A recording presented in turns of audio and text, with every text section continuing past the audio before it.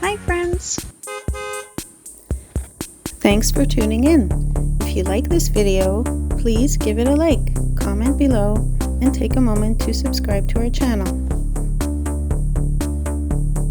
Welcome to Sunflower Beach in Port Aransas, Texas. This beachfront community is on Mustang Island along the Gulf of Mexico in Nueces County.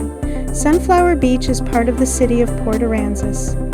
The area was developed as a planned coastal neighborhood with homes, rentals, and beach access. Development of Sunflower Beach began in the early 2000s as Port Aransas expanded its resort-style housing. Its history is tied to modern coastal development focused on tourism, vacation rentals, and beach living. Thank you for joining us on this drive at Sunflower Beach.